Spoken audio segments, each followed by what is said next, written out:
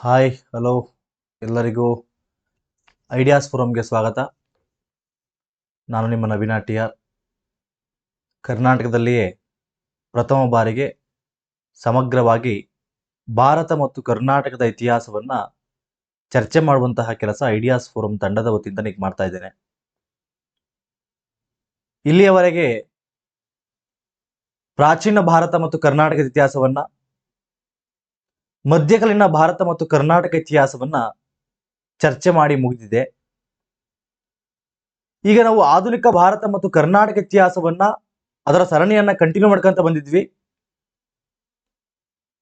ಈ ಸರಣಿಯಲ್ಲಿ ಈಗ ಇಡೀ ಎಂಟೈರ್ ಸಮಗ್ರ ಭಾರತ ಮತ್ತು ಕರ್ನಾಟಕದ ಇತಿಹಾಸದ ಸರಣಿಯಲ್ಲಿ ಈಗ ನಾನು ಮಾಡುತ್ತಿರುವಂತಹದ್ದು 252ನೇ ವಿಡಿಯೋ. ಯಾರು ಕಳೆದ ವಿಡಿಯೋಗಳನ್ನ ನೋಡಿಲ್ಲ, ಸೆಪರೇಟ್ ಪ್ಲೇ ಲಿಸ್ಟ್ ಇದೆ ಐಡಿಯಾಸ್ ಫೋರಮ್ ಅಲ್ಲಿ, ನೀವು ನೋಡ್ಕೊಳ್ತಾ ಬರ್ಬೋದಾಗತ್ತೆ. ಐಡಿಯಾಸ್ ಫೋರಮ್ ಅಲ್ಲಿ ಹಲವಾರು ಕೋರ್ಸ್ಗಳು ಲಭ್ಯ ಇವೆ. ಒಂದ್ಸಲ ಚೆಕ್ ಮಾಡಿ ಯಾವ್ಯಾವ ಕೋರ್ಸ್ ಲಭ್ಯವಿದೆ ಅಂತೇಳಿ. ಕಳೆದ ಕ್ಲಾಸಲ್ಲಿ ನಾನು ನಿಮಗೆ 1857ರ ದಂಗೆಗೆ ಸಂಬಂಧಪಟ್ಟಂತೆ ನಾವು ನಮ್ಮ ಭಾರತೀಯ ಇತಿಹಾಸದಲ್ಲಿ ಬ್ರಿಟಿಷರು ಭಾರತಕ್ಕೆ ಬಂದು ಆಳ್ವಿಕೆ ಮಾಡಿದ ನಂತರ ಒಂದು ದೊಡ್ಡ ಮಟ್ಟದ ದಂಗೆ ಆಗುತ್ತೆ, 1857ರ ದಂಗೆ. ಆ ಒಂದು ದಂಗೆಗಿಂತ ಮುಂಚಿತವಾಗಿಯೂ ಕೂಡ ಹಲವಾರು ದಂಗೆಗಳು ನಡೆದಿದ್ವು ಅಂತ ಗೊತ್ತಿರಬೇಕು. 1857ರ ದಂಗೆಯೇ ಮೊದಲ ದಂಗೆ ಅಲ್ಲ, ಅದಕ್ಕಿಂತ ಮುಂಚಿತವಾಗಿಯೂ ಕೂಡ ಹಲವಾರು ರೂಪದಲ್ಲಿ ಹಲವಾರು ದಂಗೆಗಳು ನಡೆದಿವೆ ಅಂತ ನಿಮಗೆ ಕಳೆದ ಕ್ಲಾಸಲ್ಲಿ ಅದಕ್ಕೆ ಕಾರಣಗಳನ್ನು ಕೂಡ ಕೊಟ್ಟು ಮಾಹಿತಿಯನ್ನು ಕೊಟ್ಟಿದ್ದೆ. ಅದರಲ್ಲಿ ಮೊದಲನೇದಾಗಿ ಬುಡಕಟ್ಟು ಜನಾಂಗದವರು ಕೂಡ ಬ್ರಿಟಿಷರ ವಿರುದ್ಧವಾಗಿ ಹೋರಾಟವನ್ನ ಮಾಡುವಂತಹ ಕೆಲಸವನ್ನು ಮಾಡ್ತಾರೆ. ಯಾಕೆ? ಬುಡಕಟ್ಟು ಜನಾಂಗದವರಿಗೂ ಬ್ರಿಟಿಷರಿಗೂ ಹಾಗಾದ್ರೆ ಏನು ಸಂಬಂಧ ಅಂತ ನೋಡಿದ್ರೆ, ಮೊಟ್ಟ ಮೊದಲ ಬಾರಿಗೆ ನೋಡ್ರಿ, ಬ್ರಿಟಿಷರು ಭಾರತಕ್ಕೆ ಬಂದು ಆಳ್ವಿಕೆ ಮಾಡೋದಕ್ಕಿಂತ ಮುಂಚಿತವಾಗಿ ಭಾರತವನ್ನ ರಾಜರು ಮಹಾರಾಜರು ಆಳ್ವಿಕೆಯನ್ನ ಮಾಡ್ತಾ ಇದ್ರು.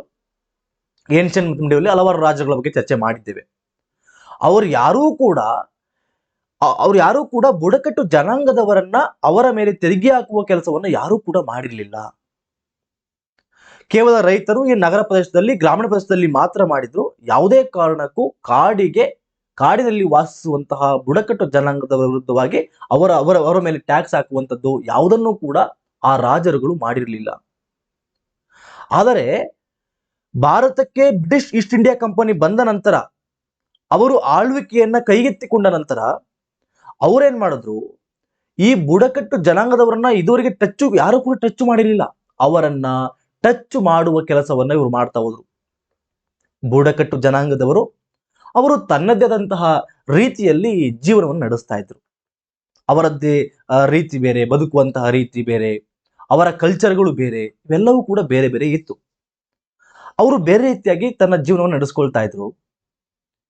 ಯಾವಾಗ ಬ್ರಿಟಿಷರು ಬಂದಾಗ ಅದು ಇವರಿಗೆ ಬ್ರಿಟಿಷರಿಗೆ ತುಂಬಾ ಡಿಫ್ರೆಂಟ್ ಆಗಿ ಕಾಣ್ತಾ ಇತ್ತು. ಅವರ ಕಲ್ಚರ್ಗಳಾಗಿರ್ಬೋದು ಡಿಫ್ರೆಂಟ್ ಆಗಿ ಕಾಣ್ತಾ ಇತ್ತು. ಮತ್ತೆ ಕೆಲವು ಟೈಮಲ್ಲಿ ಈ ಒಂದು ಟ್ರೈಬಲ್ ಜನರ ಮೂಢನಂಬಿಕೆಗಳು ಕೂಡ ಬ್ರಿಟಿಷರಿಗೆ ವಿಭಿನ್ನವಾಗಿ ಕಾಣ್ತಾ ಇತ್ತು. ಕೆಲವು ಟೈಮಲ್ಲಿ ಆ ಮೂಢನಂಬಿಕೆಗಳನ್ನ ಹೋಗಲಾಡಿಸುವ ನಿಟ್ಟಿನಲ್ಲಿ ಅವರು ಒಳ್ಳೆಯ ಕೆಲಸವನ್ನು ಕೂಡ ಮಾಡಿದ್ರು. ಬಟ್ ಆದ್ರೆ ಅದು ಆ ಬುಡಕಟ್ಟು ಜನಾಂಗದವರಿಗೆ ಬಹಳ ಡಿಫ್ರೆಂಟ್ ಆಗಿ ಕಾಣ್ತಾ ಇತ್ತು.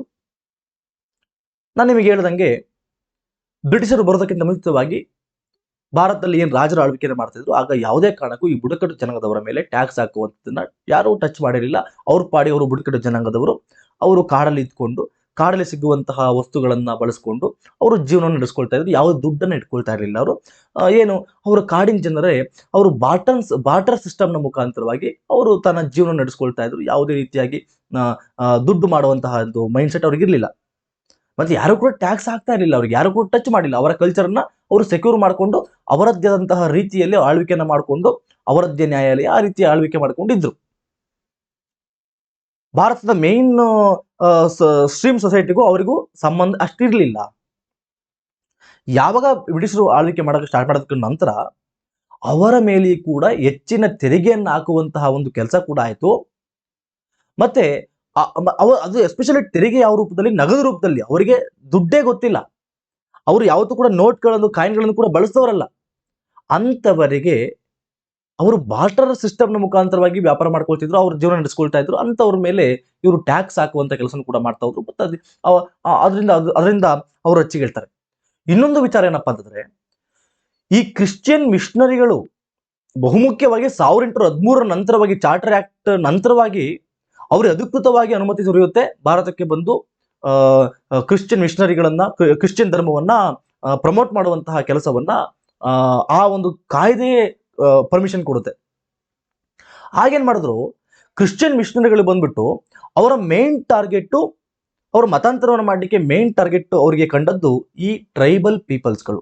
ಅಲ್ಲಿಗೆ ಹೋಗಿ ಅವರಿಗೆ ಸ್ವಲ್ಪ ದುಡ್ಡನ್ನು ಕೊಡುವಂಥದ್ದಾಗಿರ್ಬೋದು, ಅವರ ಕಲ್ಚರ್ಗಳನ್ನ ಹೀಯಾಳಿಸ್ಬಿಟ್ಟು ಅವರ ಇದು ತಪ್ಪು, ಅವರೇನು ಮೂರ್ತಿ ಪೂಜೆನ ಮಾಡ್ತಾ ಇದ್ರು, ಅವ್ರು ಬೇರೆ ಬೇರೆ ರೀತಿಯಾಗಿ ದೇವರುಗಳನ್ನ ಪೂಜೆ ಮಾಡುವಂತಹ ಒಂದು ಪ್ರಕ್ರಿಯೆ ಇತ್ತು, ಇವತ್ತು ಕೂಡ ಇದೆ.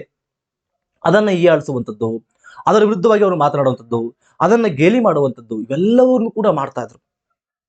ಆದ್ರಿಂದ ಈ ಕ್ರಿಶ್ಚಿಯನ್ ಮಿಷನರಿಗಳ ಮುಖಾಂತರವಾಗಿ ಹಲವಾರು ನಾಯಕರು ಏನ್ ಮಾಡಿದ್ರು, ಬುಡಕಟ್ಟು ಜನಾಂಗದವರು ನಮ್ಮ ಕಲ್ಚರ್ಗೆ ಅಫೆಕ್ಟ್ ಆಗ್ತಾ ಇದೆ, ನಮ್ಮ ಕಲ್ಚರ್ನೇ ಬಿಟ್ಟು ಈಗ ಕ್ರಿಶ್ಚಿಯನ್ ಧರ್ಮದ ಕಡೆಗೆ ನಮ್ಮ ಜನರು ವಾಲ್ತಾ ಇದ್ದಾರೆ, ಅದರಿಂದ ಏನಾದರೂ ಮಾಡಿ ಈ ಒಂದು ಬ್ರಿಟಿಷರನ್ನ ತೊಲಗಿಸ್ಬೇಕು, ಭಾರತದಿಂದ ಹೊರಗಟ್ಟಬೇಕು ಅನ್ನುವಂತ ಒಂದು ಮೈಂಡ್ ಸೆಟ್ ಅಲ್ಲಿ ಅವ್ರು ಬರ್ತಾ ಹೋಗ್ತಾರೆ.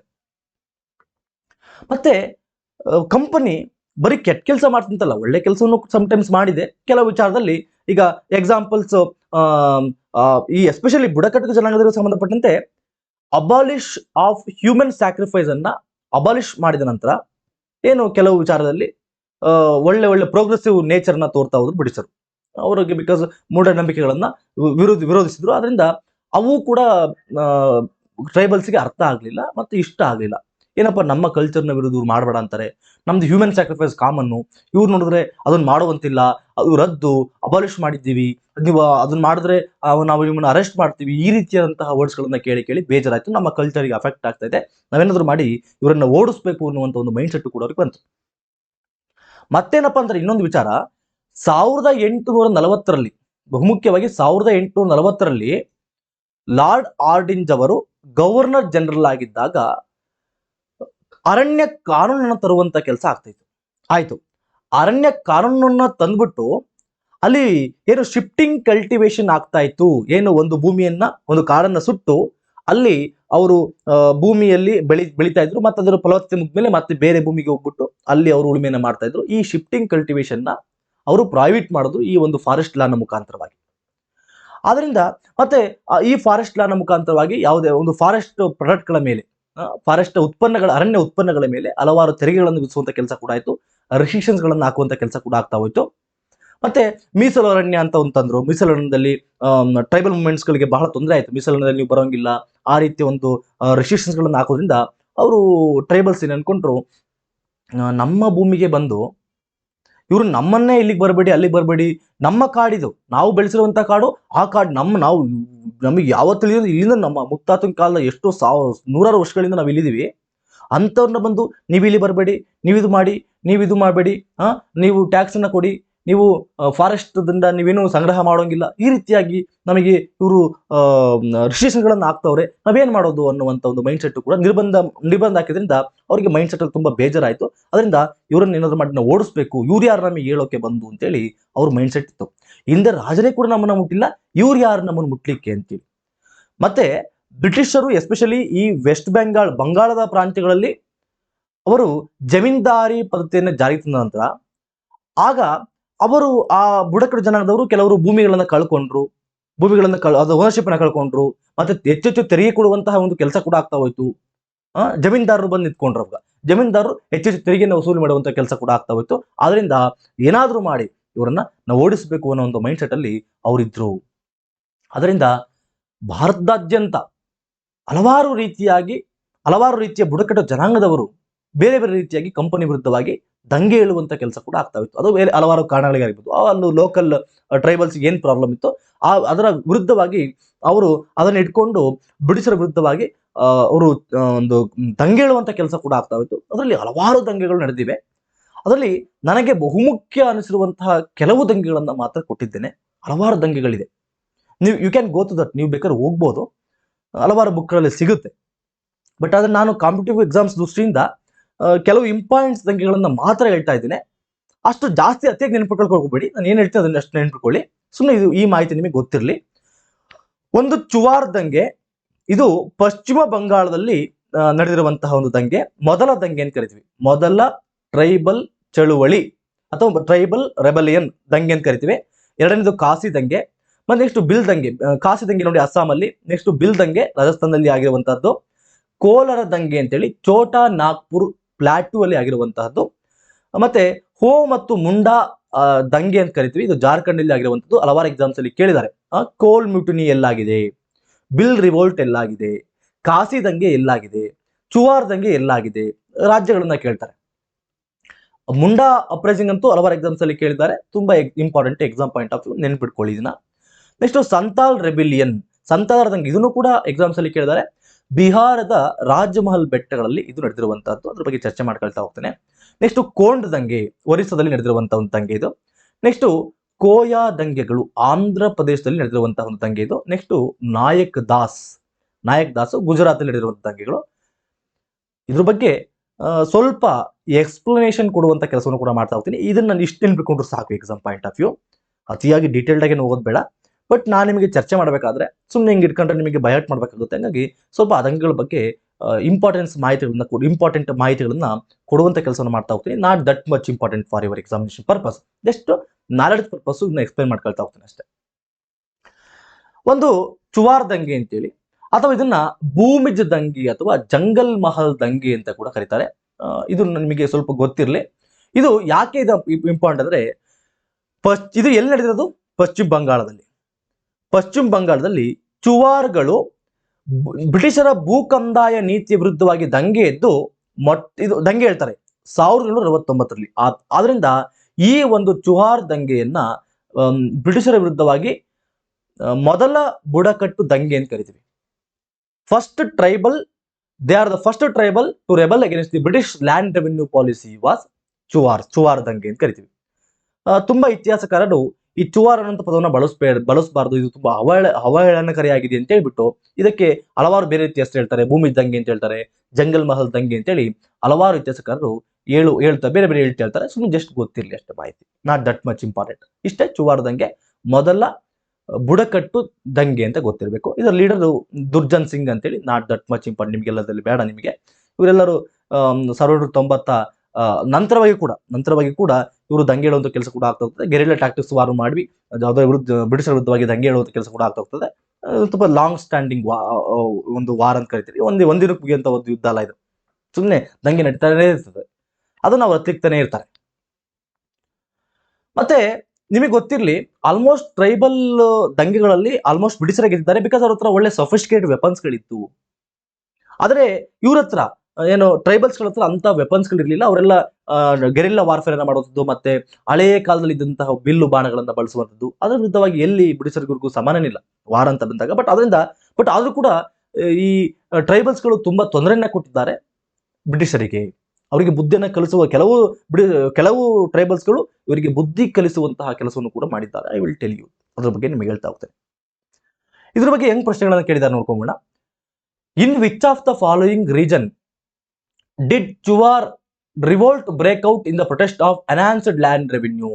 ಎಲ್ಲಾಗಿದೆ ಅಂತ ಕೇಳ್ತಾರೆ, ಬಂಗಾಳದಲ್ಲಿ ಆಗಿರುವಂತದ್ದು ಈ ಚುವಾರ್ ದಂಗೆ. Who led the Chuar revolt ಅನ್ನ ಯಾರು ಮುನ್ನಡೆಸಿದ್ರು ಅಂತಂದ್ರೆ ದುರ್ಜನ್ ಸಿಂಗ್ ಅಂತೇಳಿ. ನಾಟ್ ದಟ್ ಮಚ್ ಇಂಪಾರ್ಟೆಂಟ್, ಯಾವುದು ಬೇಡ, ಬಂಗಾಳದಲ್ಲಿ ಆಗಿದೆ ಅಂತ ಗೊತ್ತಿರಲಿ ಸಾಕು. ಮೊದಲ ಟ್ರೈಬಲ್ ಮೂವ್ಮೆಂಟ್ ಅಂತ ಗೊತ್ತಿದ್ರು ಸಾಕು. What is the other name of the Chuar uprising ಅಂತ ಕೇಳಿದ್ದಾರೆ. ಭೂಮಿಜ್ ರೆಬಿಲಿಯನ್ ಅಂತ ಕೂಡ ನಿಮಗೆ ಜಸ್ಟ್ ಪಾಯಿಂಟ್ ಗೊತ್ತಿರಲಿ, not that much important for examination purpose. Next ಎರಡನೇದು ಕಾಸಿ ದಂಗೆ. ಕಾಸಿಗಳು ಅಸ್ಸಾಮಲ್ಲಿ 1828-32 ಸಂದರ್ಭದಲ್ಲಿ ತಿರುತ್ ಸಿಂಗ್ ಮತ್ತು ಧರ್ಮನಿಕ್ ಅವರು ಲೀಡರ್ಶಿಪ್ ಅನ್ನು ವಹಿಸಿಕೊಂಡು ಬ್ರಿಟಿಷರ ಲ್ಯಾಂಡ್ ರೆವಿನ್ಯೂ ಪಾಲಿಸಿ ವಿರುದ್ಧವಾಗಿ, ಅವರ ಆದಾಯ ನೀತಿ ವಿರುದ್ಧವಾಗಿ ದಂಗೆ ಹೇಳುವಂತಹ ಕೆಲಸ ಕೂಡ ಆಗ್ತದೆ. ಮತ್ತೆ ಏನು ಬ್ರಿಟಿಷರು ಅವರ ನೆಲದಲ್ಲಿ ಬ್ರಿಟಿಷರ ಸೈನ್ಯವನ್ನು ಇರಿಸಿದ್ರು, ಅದರ ವಿರುದ್ಧವಾಗಿ ಕೂಡ ನೀವೆಲ್ಲ ಯಾಕೆ ಬಂದಿದ್ದೀರಿ, ನಮ್ಮ ಭೂಮಿಯಲ್ಲಿ ಯಾಕಿದ್ದೀರಿ, ನಮ್ಮನ್ನ ವಿರುದ್ಧವಾಗಿ ನೀವು ಟ್ಯಾಕ್ಸ್ ಹಾಕ್ತಿದ್ದೀರಿ, ಅದರ ವಿರುದ್ಧವಾಗಿ ಇವರು ದಂಗೆ ಹೇಳುವಂತ ಕೆಲಸ ಕೂಡ ಆಗ್ತಾ ಹೋಗ್ತದೆ. ಅದು ಜಸ್ಟ್ ಮಾಹಿತಿ ನಿಮಗೆ ಗೊತ್ತಿರಲಿ. ಕಾಸಿಗಳ ದಂಗೆ, ದಟ್ ಮೀನ್ಸ್ ಅಸ್ಸಾಮಲ್ಲಿ ಆಗಿರುವಂತದ್ದು. ಇಷ್ಟು ಗೊತ್ತಿರೋ ಸಾಕು, ಅತಿಯಾಗಿ ತಲೆ ಕೆಡಿಸ್ಕೊಳ್ಳೋಕೆ ಹೋಗ್ಬೇಡಿ. ನೆಕ್ಸ್ಟ್ ಬಿಲ್ ದಂಗೆ ರಾಜಸ್ಥಾನದಲ್ಲಿ ಆಗಿರುವಂಥದ್ದು. ತಲೆ ಕೆಡ್ಸ್ಕೊಳಕ್ ಹೋಗ್ಬಿಡಿ, ಜಸ್ಟ್ ಬಿಲ್ ದಂಗೆ ಎಲ್ಲಾಗಿರೋ ಅಂತ ಕೇಳ್ಬೋದು ಎಕ್ಸಾಮ್ಸ್ ಅಲ್ಲಿ. ಬಿಲ್ ದಂಗೆ ಏನಾದ್ರು ಇದರಲ್ಲಿ ಹೊಂದಿಸಿ ಬರೆಯಲ್ಲಿ ಕೇಳ್ಬೋದು. ಬಿಲ್ ದಂಗೆ ರಾಜಸ್ಥಾನ, ಕೋಲಾರ ದಂಗೆ ಚೋಟನಾಗ್ಪುರ, ಈ ರೀತಿಯಾಗಿ ನಿಮಗೆ ಕೇಳ್ತಾ ಹೋಗ್ಬೋದು. ಚುವಾರ್ ದಂಗೆ ವೆಸ್ಟ್ ಬೆಂಗಾಳ, ಈ ರೀತಿ ಮ್ಯಾಚ್ ಮಾಡ್ಬೇಕಷ್ಟೇ. ಅಷ್ಟೊಂದು ತಲೆ ಕೆಡ್ಸ್ಕೊಂಡು ಏನು ಮಾಡಕ್ ಹೋಗ್ಬೇಡಿ. ಬಟ್ ನಾನು ನಿಮ್ಗೆ ಏನ್ ಹೇಳಕ್ ಹೊರಟಿದ್ದೀನಪ್ಪ ಅಂದ್ರೆ 1857ರ ದಂಗೆಗೆ ಮುಂಚೆವಾಗಿಯೂ ಕೂಡ ಹಲವಾರು ದಂಗೆಗಳಾಗಿವೆ. 1857ರ ದಂಗೆಯೇ ಮೊದಲ ದಂಗೆ ಅಲ್ಲ ಅಂತ ಹೇಳಕ್ ಹೊರಟಿದ್ದೀನಿ.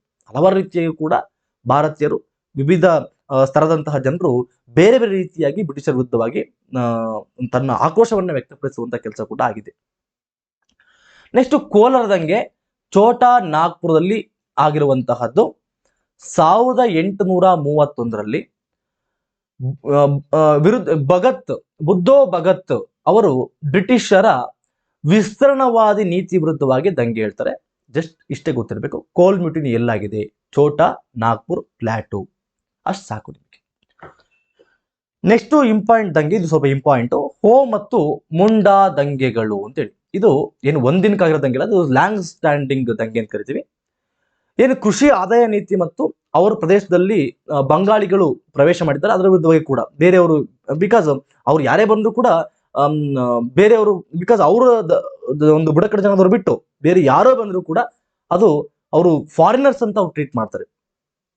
ಟ್ರೈಬಲ್ಸ್ಗಳು ಇವನ್ ನಾವಾದ್ರೂ ಕೂಡ ಅಲ್ಲಿಗೆ ನಮ್ಮನ್ನು ಕೂಡ ಅವರು ಫಾರಿನರ್ಸ್ ತರ ಟ್ರೀಟ್ ಮಾಡ್ತಾರೆ. ಅವರು ಬುಡಕಟ್ಟು ಜನದವರು ಅವ್ರ ಮಾತಲ್ಲಿ ಇರಬೇಕು ಅನ್ನೋದು, ಬಿಕಾಸ್ ಅವರ ಕಲ್ಚರ್, ಅವ್ರು ಬೇರೆ ಹೋಗ್ಲಿಕ್ಕೆ ಇಷ್ಟಪಡಲ್ಲ. ಅದಕ್ಕೆ ಇವತ್ತು ಕೂಡ ನಾರ್ತ್ ಈಸ್ಟರ್ನ್ ಸ್ಟೇಟ್ಗಳಲ್ಲಿ ಇವತ್ತು ಕೂಡ ನಮಗೂ ಕೂಡ ಇವತ್ತು ಆ ಕೆಲವು ಪ್ರದೇಶಗಳಿಗೆ ಹೋಗ್ಲಿಕ್ಕೆ ಅನುಮತಿ ಇಲ್ಲ, ನಿರ್ಬಂಧಗಳಿವೆ. ಬಿಕಾಸ್ ಅವರು ಬೇರೆ ತರ ಥಿಂಕ್ ಮಾಡ್ತಾರೆ. ಇಲ್ಲಿ ಜಾರ್ಖಂಡ್ ಅಲ್ಲಿ ಕೂಡ ಹೆಂಗಾಗಿತ್ತು, ಆ ಬ್ರಿಟಿಷ್ ಒಂದು ಅವರ ಆದಾಯ ನೀತಿ ಆಗಿರ್ಬೋದು, ಮತ್ತೆ ಬಂಗಾಳಿಗಳು ಅಲ್ಲಿಗೆ ಆ ರೀಜನ್ಗೆ ಬರ್ತಾ ಇದ್ರು, ಅದರ ವಿರುದ್ಧವಾಗಿ ಕೂಡ ದಂಗೆ ಹೇಳುವಂತ ಕೆಲಸ ಕೂಡ ಆಗ್ತಾ ಹೋಗ್ತಾರೆ. ನಂತರವಾಗಿ ಮುಂದೆ 1899 ಸಂದರ್ಭದಲ್ಲಿ ಬಿರ್ಸಾ ಮುಂಡಾ ಅವರು ನಾಯಕತ್ವವನ್ನು ವಹಿಸಿಕೊಂಡು ಈ ಕ್ರಿಶ್ಚಿಯನ್ ಮಿಷನರಿಗಳ ವಿರುದ್ಧವಾಗಿ ಏನು ಅಲ್ಲಿ ಬಂದು ಅವರು ಆ ಸಾಯಿಲಲ್ಲಿ ಅವರ ಪ್ಲೇಸ್ ಅಲ್ಲಿ, ಅವರ ಜಾರ್ಖಂಡ್ ಪ್ಲೇಸ್ ಅಲ್ಲಿ, ಅವರ ಒಂದು ಆ ಒಂದು ರೀಜನ್ ಅಲ್ಲಿ ಬಂದ್ಬಿಟ್ಟು ಅವರು ಏನೇನೋ ಅವರ ಧರ್ಮವನ್ನು ಪ್ರಮೋಟ್ ಮಾಡೋದೆಲ್ಲ ಮಿಷನರಿ ಆಕ್ಟಿವಿಟೀಸ್ ಗಳನ್ನ ಮಾಡ್ತಿದ್ರು. ಅದರ ವಿರುದ್ಧವಾಗಿ ಬಿರ್ಸಾ ಮುಂಡಾ ದಂಗೆ ಹೇಳ್ತಾರೆ. ದಂಗೆ ಹೇಳ್ಬಿಟ್ಟು ಅವರು ಒಂದು ನ್ಯೂ ಕಲ್ಟ್ ಅನ್ನ, ಯಾವುದೇ ಕ್ರಿಶ್ಚಿಯನ್ ಮಿಷನರಿಗಳಿಗೆ ನೀವು ಸಹಾಯವನ್ನ ಮಾಡಬೇಡಿ, ಒಂದು ಸಿಂಗಬೊಂಗ ಅನ್ನುವಂತ ಒಂದು ಹೊಸ ಒಂದು ಆರಾಧನೆಯನ್ನ ಸ್ಟಾರ್ಟ್ ಮಾಡಿಕೊಂಡು ಆ ಮುಂಡಾ ಬುಡಕಟ್ಟು ಜನಾಂಗದವರನ್ನ ಒಂದುಗೂಡಿಸುವ ಕೆಲಸವನ್ನು ಇವ್ರು ಮಾಡ್ತಾ ಹೋಗ್ತಾರೆ. ಅವ್ರೇನ್ ಮಾಡ್ತಾರೆ, ಹುಲ್ಗುಲನ್ ಮೂವ್ಮೆಂಟ್ ಅಂತ ಕರಿತೀವಿ. ಹುಲ್ಗುಲನ್ ಮೂವ್ಮೆಂಟ್ ಅಂತೇಳಿ. ಹುಲ್ಗುಲನ್ ಮೂವ್ಮೆಂಟ್ ಅಂದ್ರೆ ಸನ್ ಆಫ್ ದಿ ಸಾಯಿಲ್, ಈ ಮಣ್ಣಿನ ಮಕ್ಕಳು ಅನ್ನುವಂತ ಒಂದು ಚಳುವಳಿಯನ್ನ ಪ್ರಾರಂಭ ಮಾಡಿ ಹುಲ್ಗುಲನ್ ಮೂವ್ಮೆಂಟ್ ಅನ್ನ ಸ್ಟಾರ್ಟ್ ಮಾಡಿಕೊಂಡು ಅವರು ಈ ಕ್ರಿಶ್ಚಿಯನ್ ಮಿಷನರಿಗಳ ವಿರುದ್ಧವಾಗಿ, ಬ್ರಿಟಿಷರ ವಿರುದ್ಧವಾಗಿ ಹೋರಾಟವನ್ನ ಮಾಡುವಂತ ಕೆಲಸವನ್ನು ಕೂಡ ಮಾಡ್ತಾ ಹೋಗ್ತಾರೆ. ಮುಂದೆ 1900ರಲ್ಲಿ ಅವ್ರನ್ನ ಹಿಡಿದಾಕ್ಬಿಟ್ಟು ಅವರನ್ನ ಗಡಿಪಾರು ಮಾಡಲಾಗುತ್ತೆ ಬಿರ್ಸಾ ಮುಂಡಾ. ಅದರಿಂದ ಬಹಳ ಇಂಪಾರ್ಟೆಂಟ್ ಬಿರ್ಸಾ ಮುಂಡಾ ಜಾರ್ಖಂಡ್ಗೆ ಸಂಬಂಧಪಟ್ಟಂತವ್ರು, ಬಹಳ ಇಂಪಾರ್ಟೆಂಟ್ ವ್ಯಕ್ತಿ ಬಿರ್ಸಾ ಮುಂಡಾ. ಆ ಮುಂಡಾ ಕಮ್ಯುನಿಟಿಯನ್ನ ಪ್ರೊಟೆಕ್ಟ್ ಮಾಡುವಂತ ಕೆಲಸನೂ ಕೂಡ ಬಿರ್ಸಾ ಮುಂಡಾ ಮಾಡ್ತಾ ಹೋದ್ರು. ಇವ್ರ ಬಗ್ಗೆ ಹಲವಾರು ಪ್ರಶ್ನೆಗಳು, ಇವನ್ನ IAS ಅಲ್ಲಿ ಕೂಡ ಪ್ರಶ್ನೆಗಳು ಬಂದಿವೆ.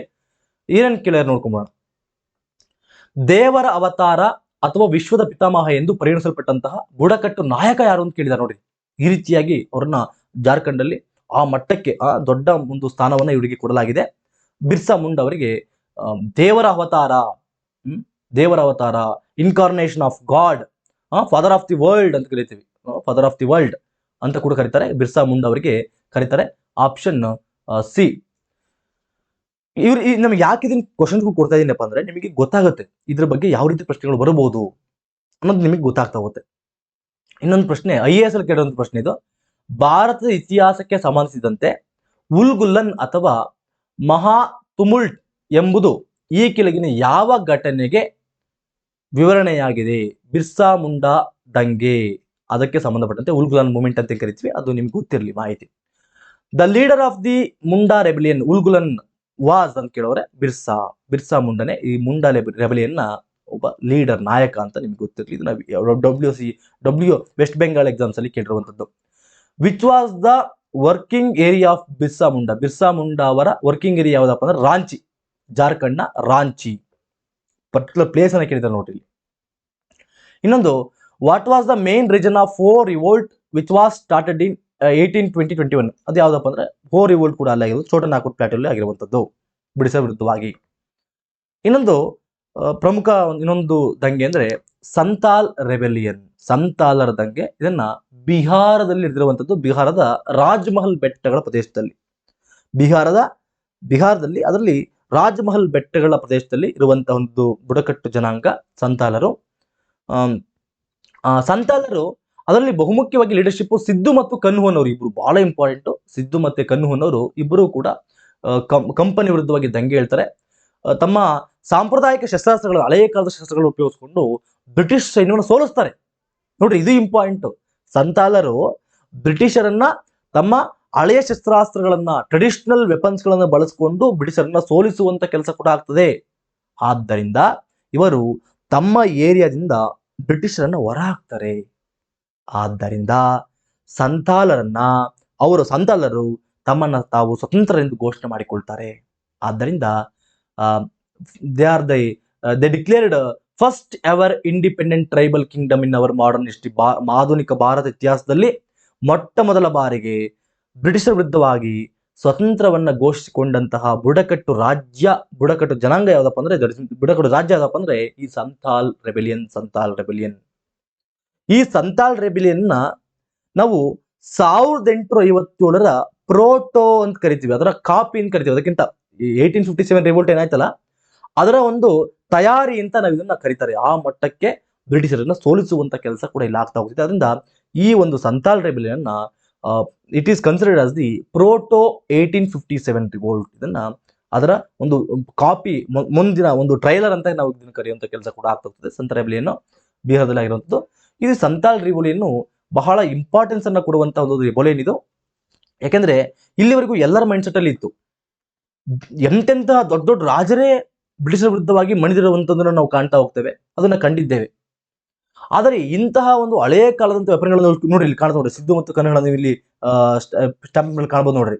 ಇವರು ಹಳೆಯ ಕಾಲದ ಒಂದು ಟ್ರೆಡಿಷನಲ್ ವೆಪನ್ಸ್ ಗಳನ್ನ ಬಳಸ್ಕೊಂಡು ಬ್ರಿಟಿಷರನ್ನ ತಮ್ಮ ದೇಶಗಳಿಂದ ಹೊರ ಹಾಕ್ತಾರೆ ಅಂತಂದ್ರೆ ಅರ್ಥ ಮಾಡ್ಕೊಳ್ಳಿ ಯಾವ ಮಟ್ಟಕ್ಕೆ ಹೋರಾಟ ಮಾಡಿದ್ದಾರೆ. ಇದರಿಂದ ಈ ದಂಗೆ ಯಾಕಪ್ಪ ಇಂಪಾರ್ಟೆಂಟ್ ಅಂದ್ರೆ, ಯುರೋಪಿಯನ್ನರು ಅಂದ ತಕ್ಷಣ ನಮ್ಮ ಭಾರತೀಯರಲ್ಲಿ ಏನಪ್ಪ ಅಂದ್ರೆ, ಯುರೋಪಿಯನ್ನರನ್ನ ಸೋಲಿಸ್ಲಿಕ್ಕಾಗಲ್ಲ, ಅವ್ರ ಹತ್ರ ಸೊಫಿಸ್ಟಿಕೇಟ್ ವೆಪನ್ ಇದೆ, ಅವ್ರು ಯಾವತ್ತೂ ಕೂಡ ಇನ್ವಿನ್ಸಿಬಲ್ ಅಂತ ಕರಿತೀವಿ. ಆ ರೀತಿ ಒಂದು ಮೈಂಡ್ ಸೆಟ್ ನಮ್ಮ ಹತ್ರ ಇತ್ತು, ಅವರನ್ನ ಸೋಲಿಸ್ಲಿಕ್ಕೆ ಆಗೋದೇ ಇಲ್ಲ ಅನ್ನುವಂತ ಅಜೇಯರವ್ರು ಯಾವತ್ತು ಅನ್ನುವಂತ ಒಂದು ನಂಬಿಕೆ ಏನಿತ್ತು, ಆ ನಂಬಿಕೆಯನ್ನ ಸುಳ್ಳು ಮಾಡಿದ್ದು ಈ ಒಂದು ಸಂತಾಲರ ದಂಗೆ. ಮತ್ತೆ ಈ ದಂಗೆ 1857 ದಂಗೆಗೂ ಕೂಡ ಇದು ನೇರವಾಗಿ ಪರಿಣಾಮವನ್ನು ಬೀರುವುದನ್ನು ನಾವು ಕಾಣ್ತಾ ಹೋಗ್ತೇವೆ. ಅದನ್ನ 1857 ರಿವೋಲ್ಟ್ ಅಲ್ಲಿ ನಾವು ನೋಡ್ಕೊಳ್ತಾ ಹೋಗೋಣ.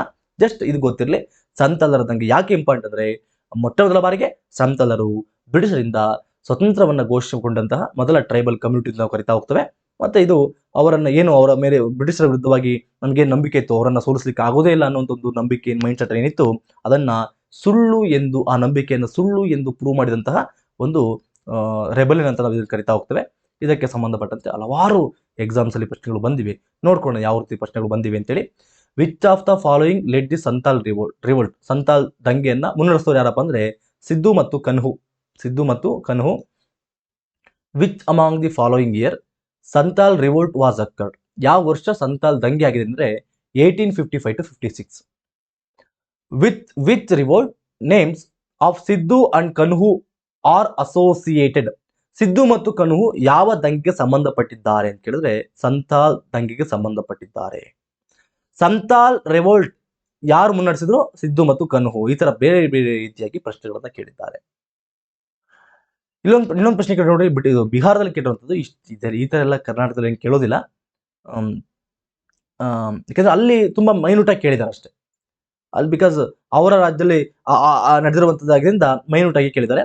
Which British commander was defeated by the Santhals? ಯಾವ ಬ್ರಿಟಿಷ್ ಕಮಾಂಡರ್ ಸಂತಾಲ್ಸ್ ಇಂದ ಸೋಲಲ್ಪಟ್ಟಿದ್ದಾರಪ್ಪ ಅಂದ್ರೆ ಮೇಜರ್ ಬುರೋ. ಬಟ್ ನಮಗೆ ಎಕ್ಸಾಮ್ಸ್ಗೆ ಇಂಪಾರ್ಟೆಂಟ್ ಅಲ್ಲ, ಜಸ್ಟ್ ಈ ರೀತಿ ಕೇಳ್ಬೋದು ಅಂತ ನಿಮಗೆ ಹೇಳಿದೀನಿ ಅಷ್ಟೇ.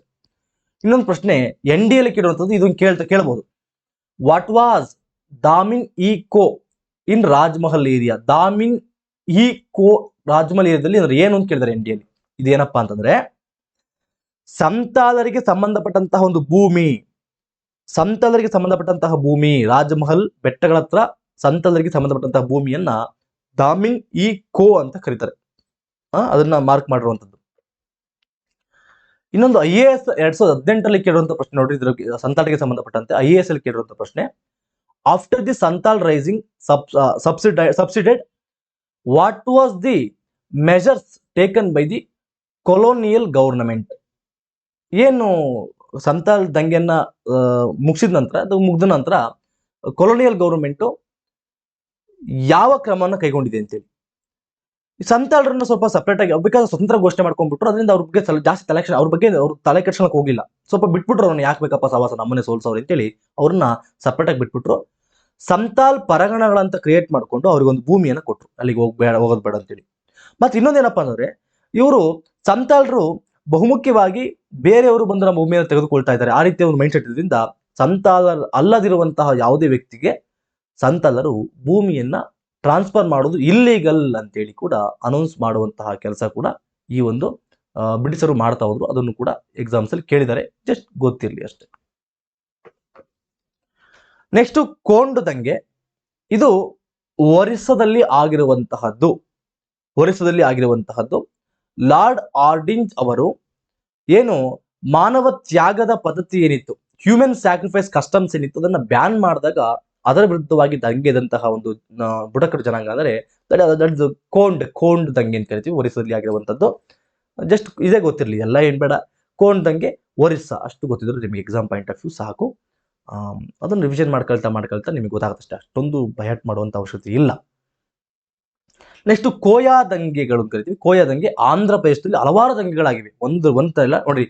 1803, 1840, 45, 58, 61, 62 ಹಿಂಗೆ. ಮತ್ತೆ ಮುಂದೆನೂ ಕೂಡ ಇದರ ವಿರುದ್ಧವಾಗಿ ದಂಗೆಗಳಂತ ಹಲವಾರು ಜನ ನಾಯಕರು ದಂಗೆ ಹೇಳ್ತಾರೆ. ಅದು just not that much important. Koya ದಂಗೆ ಎಲ್ಲಾಗಿದೆಪ್ಪ ಅಂದ್ರೆ ಆಂಧ್ರ ಪ್ರದೇಶದಲ್ಲಿ ಆಗಿರುವಂತದ್ದು, ಜಸ್ಟ್ ಗೊತ್ತಿದ್ರು ಸಾಕು. ಕೊನೆಯದಾಗಿ ನಾಯಕ್ ದಾಸ್ ದಂಗೆ ಗುಜರಾತ್ ಅಲ್ಲಿ ಆಗಿರುವಂತಹದ್ದು. ಇದನ್ನ ರೂಪ್ ಸಿಂಗ್ ಮತ್ತು ಜರಿಯಾ ಭಗತ್ ಅಂತೇಳಿ ಅವರು ಲೀಡರ್ಶಿಪ್ ಅನ್ನು ವಹಿಸಿಕೊಂಡು ಬ್ರಿಟಿಷರ ವಿಸ್ತರಣಾ ನೀತಿ ಮತ್ತು ಹಸ್ತಕ್ಷೇಪದ ವಿರುದ್ಧವಾಗಿ ದಂಗೆ ಹೇಳ್ತಾರೆ. ಇವರು ಕೂಡ ಬ್ರಿಟಿಷರನ್ನ ಒಂದು ರೀತಿಯಲ್ಲಿ ಸೋಲಿಸುವಂತ ಕೆಲಸವನ್ನು ಕೂಡ ಮಾಡ್ತಾ ಹೋಗ್ತಾರೆ. ಮತ್ತೆ ಇವರು ಎರಡನೇ ಸ್ವತಂತ್ರ ಬುಡಕಟ್ಟು ಸಾಮ್ರಾಜ್ಯವನ್ನು ರಚನೆ ಮಾಡ್ತಾರೆ. ಮೊದಲದ್ದು Santhal, first ever independent tribal kingdom ಅಂತ ಕರಿತೀವಿ. ಇದು ಸೆಕೆಂಡ್ ಸ್ವತಂತ್ರವನ್ನು ಘೋಷಣೆ ಮಾಡಿಕೊಂಡಂತೂ, ಅದು ಇಸ್ ಕಾಲ್ಡ್ ನಾಯಕ್ ದಾಸ್ ಅಂತ ಕರಿತೀವಿ. ಅವರು ಸ್ವತಂತ್ರವನ್ನು ಘೋಷಣೆ ಮಾಡಿಕೊಳ್ಳೋದನ್ನ ನಾವು ಕಾಣ್ತಾ ಹೋಗ್ತೇವೆ. ಇಷ್ಟು ಸಾಕು ನಿಮಗೆ ಎಕ್ಸಾಮ್ ಪಾಯಿಂಟ್ ಆಫ್ ವ್ಯೂ. ಹಲವಾರು ದಂಗೆಗಳು ನಡೆದಿವೆ ನೋಡ್ರಿ. ಈ ಯಾವುದೇ ರೀತಿ ದಂಗೆ ಆಗಿರ್ಬೋದು, 1857ಕ್ಕಿಂತ ಮುಂಚಿತವಾಗಿ ಬ್ರಿಟಿಷರ ನೀತಿಗಳು ಯಾವುದೇ ವ್ಯಕ್ತಿಯನ್ನು ಕೂಡ ಬಿಟ್ಟಿಲ್ಲ. ಬುಡಕಟ್ಟು ಜನಾಂಗದವರನ್ನು ಬಿಟ್ಟಿಲ್ಲ, ಜಮೀನ್ದಾರರನ್ನು ಬಿಟ್ಟಿಲ್ಲ, ರೈತರನ್ನು ಬಿಟ್ಟಿಲ್ಲ, ನಾರ್ಮಲ್ ನಾಗರಿಕರನ್ನು ಕೂಡ ಬಿಟ್ಟಿಲ್ಲ, ಧಾರ್ಮಿಕ ವಿಚಾರದಲ್ಲಿ ಯಾರನ್ನೂ ಕೂಡ ಬಿಟ್ಟಿಲ್ಲ, ಸೈನಿಕರನ್ನು ಕೂಡ ಬಿಟ್ಟಿಲ್ಲ. ಎಲ್ಲರೂ ಕೂಡ ಬ್ರಿಟಿಷರ ವಿರುದ್ಧವಾಗಿ ದಂಗೆ ಹೇಳುವಂತ ಕೆಲಸ ಕೂಡ ಮಾಡ್ತಾ ಹೋದ್ರು. ಪ್ರತಿಯೊಬ್ಬರ ಜೀವನದಲ್ಲೂ ಕೂಡ ಇವರು ಇನ್ಫ್ಲೂಯೆನ್ಸ್ ಅನ್ನ ಮಾಡ್ತಾ ಹೋದ್ರು. ಟ್ರೈಬಲ್ಸ್ ದಂಗೆ ನೋಡ್ರಿ, ಈ ದಂಗೆಗಳು ಅವರ ಪರ್ಸನಲ್ ಪ್ರಾಬ್ಲಮ್ಸ್ ಇರ್ಬೋದು ಅಥವಾ ಬೇರೆ ರೂಪದಲ್ಲಿ ಇರ್ಬೋದು, ಬಟ್ ಎಲ್ಲರ ಮುಖ್ಯ ಉದ್ದೇಶ ಒಂದೇ ಆಗಿತ್ತು, ಬ್ರಿಟಿಷ್ ಆಳ್ವಿಕೆಯನ್ನ ಕೊನೆಗೊಳಿಸುವಂತಹದ್ದು, to end the British rule. ಅಷ್ಟೇ ಅದರ ಉದ್ದೇಶ. ಟ್ರೈಬಲ್ ಮೂವ್ಮೆಂಟ್ಸ್ಗಳಿಗೆ ಸಂಬಂಧಪಟ್ಟಂತೆ, ಟ್ರೈಬಲ್ ರೆಬೆಲಿಯನ್ಸ್ಗಳಿಗೆ ಸಂಬಂಧಪಟ್ಟಂತೆ ನಾವು ಚರ್ಚೆ ಮಾಡಿದ್ವಿ. ಮುಂದಿನ ತರಗತಿಯಲ್ಲಿ ನಾವು ಜಮೀನ್ದಾರರಿಗೆ ಸಂಬಂಧಪಟ್ಟಂತ ಜಮೀನ್ದಾರರ ದಂಗೆಗಳನ್ನ ನೋಡ್ಕೊಳ್ತಾ ಹೋಗೋಣ. ಅದರಲ್ಲಿ ಬಹುಮುಖ್ಯವಾಗಿ ರಂಗರಾವ್ ಬೊಬ್ಬಿಲಿ ಜಮೀನ್ದಾರರು, ಅದನ್ನು ನೋಡ್ಕೊಳ್ತಾ ಹೋಗ್ತೇವೆ. ನೆಕ್ಸ್ಟ್ ಪದ್ಮನಾಭಂ ಕದನ, ವೇಲುತುಂಬಿ ತಿರುವಾಂಕೂರಿನ ದಿವಾನು, ಬಹುಮುಖ್ಯವಾಗಿ ಕರ್ನಾಟಕ ಇತಿಹಾಸಕ್ಕೆ ಬರುವಂತದ್ದು ಕಿತ್ತೂರು ದಂಗೆ. ಅದನ್ನು ಕೂಡ ಸ್ವಲ್ಪ ಡೀಟೇಲ್ಡ್ ಆಗಿ ನಾನು ಚರ್ಚೆ ಮಾಡ್ಕೊಳ್ತಾ ಹೋಗ್ತೇನೆ ನೆಕ್ಸ್ಟ್ ಕ್ಲಾಸಲ್ಲಿ. ಇಲ್ಲಿಗೆ ಈ ಕ್ಲಾಸನ್ನು ನಾನು ನಿಲ್ಲಿಸಿರ್ತೀನಿ. ನೆಕ್ಸ್ಟ್ ಕ್ಲಾಸಲ್ಲಿ ಮತ್ತೆ ನಾನು ಸಿಗ್ತಾ ಹೋಗ್ತೇನೆ. ಐ ಹೋಪ್ ನಿಮಗೆ ಅರ್ಥ ಆಗಿದೆ ಅಂತ ಅನ್ಕೊಂಡಿದ್ದೀನಿ. ನಿಮಗೆ ಈ ರೀತಿಯಾಗಿ ಸಪೋರ್ಟ್ ಮಾಡ್ತಾ ಇರಿ. ನಿಮ್ಮ ಅನಿಸಿಕೆಗಳನ್ನ ಕಾಮೆಂಟ್ ಮಾಡುವಂಥ ಕೆಲಸ ಕೂಡ ಮಾಡಿ. ನೆಕ್ಸ್ಟ್ ಕ್ಲಾಸಲ್ಲಿ ನಾನು ಜೊತೆ ಮತ್ತೆ ಸಿಗ್ತೇನೆ. Thank you so much. Next ಕ್ಲಾಸಲ್ಲಿ ಸಿಗೋಣ.